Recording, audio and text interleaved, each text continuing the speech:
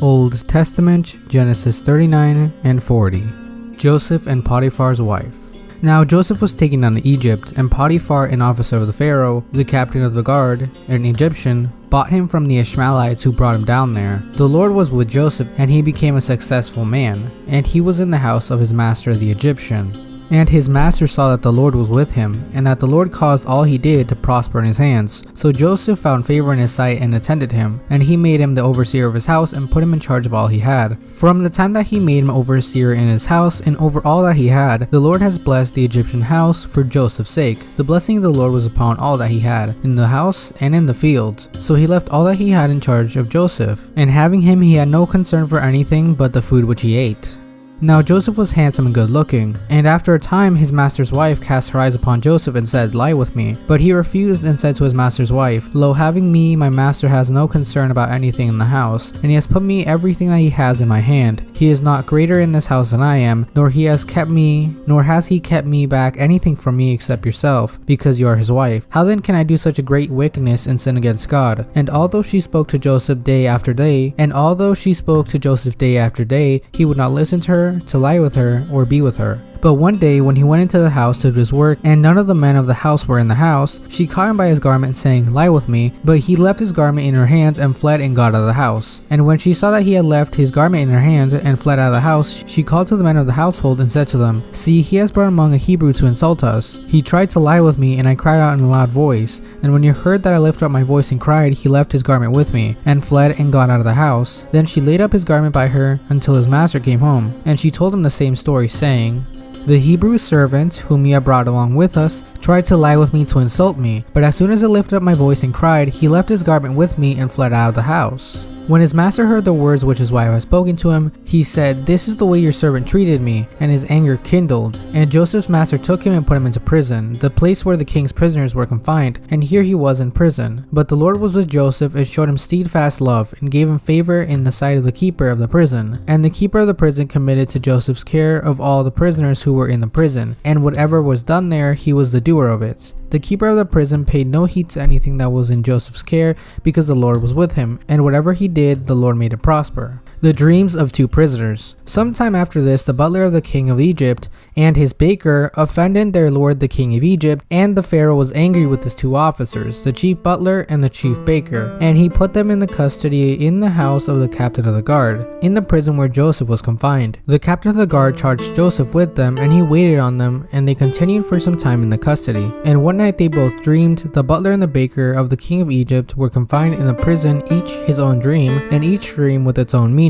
When Joseph went to them in the morning and saw them, they were both troubled. So he asked the Pharaoh's officers who were with him in custody in his master's house and said, "Why are your faces downcast today?" They said to him, "We have had dreams, and there is no one to interpret them." And Joseph said to them, "Do not interpretations belong to God?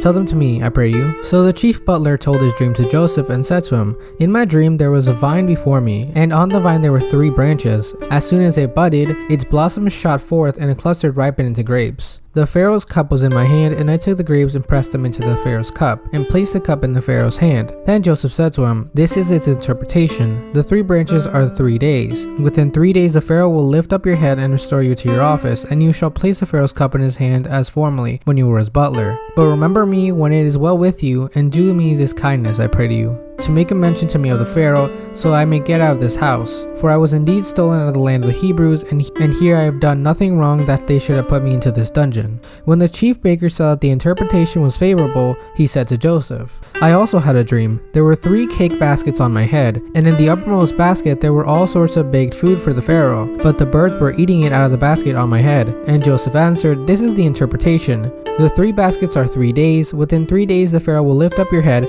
from you and hang you on a tree, and the birds will eat the flesh from you. On the third day, which was the Pharaoh's birthday, he had made a feast for all his servants and lifted up the head of the chief butler and the head of the chief baker among the servants. He restored the chief butler to his butlership, and he placed the cup in the Pharaoh's hand. But he hanged the chief baker as Joseph had interpreted to them, yet the chief butler did not remember Joseph but forgot him. New Testament, Matthew 11. And when Jesus had finished instructing his 12 disciples, he went on from there to teach and preach in their cities. The messengers from John the Baptist. Now when John heard in prison about the deeds of the Christ, he sent word by his disciples and said to them, "Are you who is to come, or shall we look for another?" And Jesus answered, "Go and tell John what you hear and see. The blind receive their sight, and the lame walk. Lepers are cleansed, and the deaf hear. And the dead are raised up, and the poor have good news preached to them. And blessed is he who takes no offense at me." Jesus praises John the Baptist. As they went away, Jesus began to speak to the crowds concerning John. "What did you go out into the wilderness to behold? And reeds shaken by the wind? Why then did you go out? To see a man clothed in soft raiment? Behold, those who wear soft raiment are in the king's houses. Why then did you go out? To see a prophet? Yes, I tell you, and more than a prophet. This is he whom it is written, Behold, I send my messenger before thy face, who shall prepare the way before thee. Truly I say to you, among those born of women there has risen no one greater than John the Baptist. Yet he who is least in the kingdom of heaven is greater than he. From the days of John the Baptist until now, the kingdom of heaven has suffered violence, and the men of violence take it by force. For all the prophets and law prophesied until John, and if you are willing to accept it, he is Elijah who is to come. He who has ears to hear, let him hear. But to what shall I compare this generation? It is like children sitting in the marketplaces and calling to their playmates. We piped to you, and you did not dance. We wailed, and you did not mourn. For John came neither eating nor drinking, and they said, He has a demon.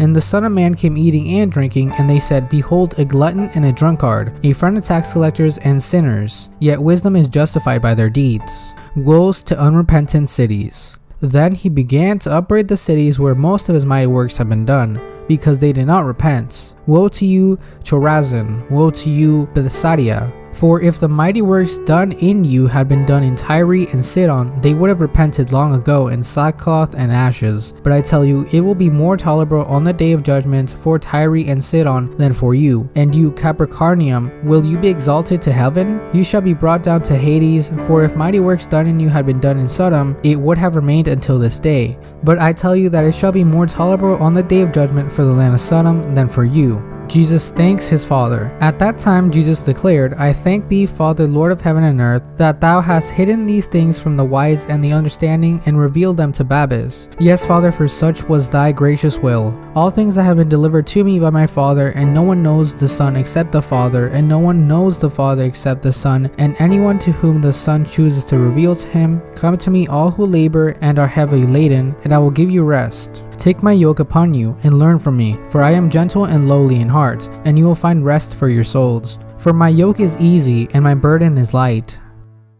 Thank you for listening, God bless you, and if you want to continue, subscribe, and have a great day.